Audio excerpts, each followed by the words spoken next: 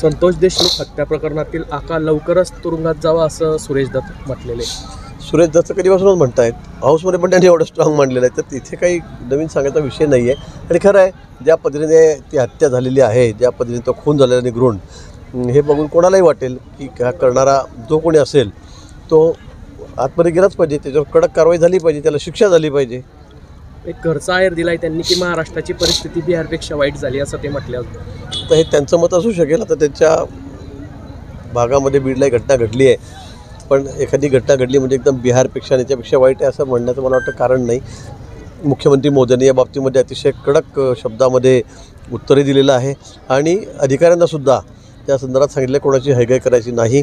जो कोणी दोषी असेल तो किती मोठा असेल त्याला आत टाका हे त्यांनी सांगितलेलं आहे. नाशिकच्या पालकमंत्री पदावरून महायुतीमध्ये रस्सीखेच पाहायला मिळते आहे. दादा भुसे पण इच्छुक आहेत, आपण पण इच्छुक आहात, काय सांगा? नाही, मी कुठे इच्छुक आहे?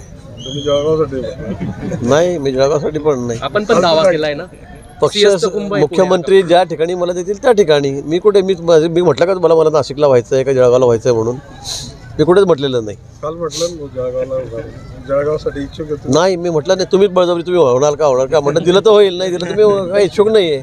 आग्रह नाही आहे माझा कुठेच. जिथे देतील त्या ठिकाणी आपण चांगलं काम करू. आगामी काळात मागच्या काळामध्ये सिंहस्थ कुंभ होता, तुम्ही चांगली जबाबदारी पार पाडली होती, पुढे हे कुंभ असू शकतो. त्या तसेच सिंहस्थ आपल्यासाठी खूप महत्त्वाचं आहे. 12 वर्षांनी तो आता या ठिकाणी तो. आणि योगायोग असा आहे की पुन्हा आपलं सरकार या ठिकाणी आलं आणि मी मंत्री झालो.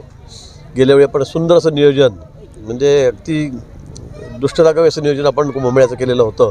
त्याची चर्चा थेट साता समुद्र परिकाळ अमेरिकेपर्यंत झालेली होती. आम्ही तिथे जाऊन आलो होतो. आणि मला वाटतं यावेळेला सुंदर असं नियोजन आम्ही या ठिकाणी करू.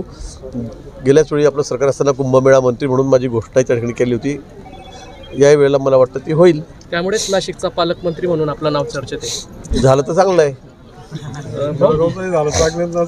भाऊ, तानाजी सावंत यांच्या जो दिया उसका भला, नाही दिया उसका भी भला, असं काम आहे आमचं. भाऊ, तानाजी सावंत यांच्या पुतण्यांना जीवे ठार मारण्याची धमकी आली आहे. तुमचा संतोष देशमुख करू असं अज्ञातांनी धमकी दिली.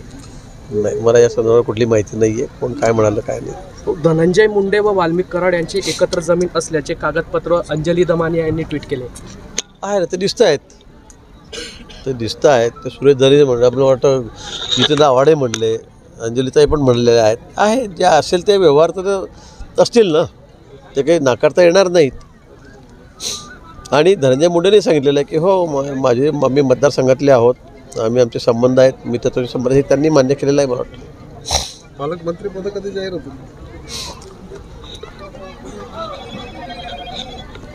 लवकरात लवकर होतील.